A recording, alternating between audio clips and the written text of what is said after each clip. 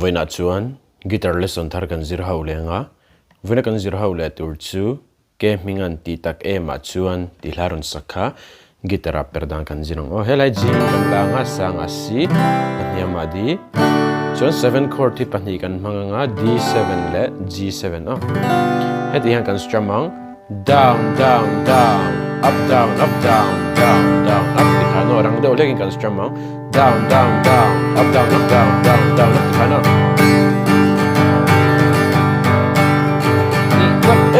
ma chuan mo lungrin nikda na rin mon turhia di tak ma chuan mo na na na na na na na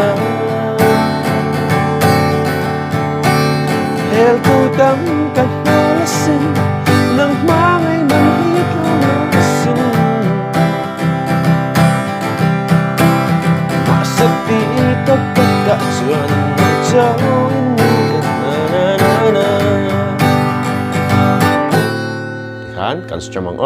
lanin karon play milenga uluk devini lo ngai thale don ya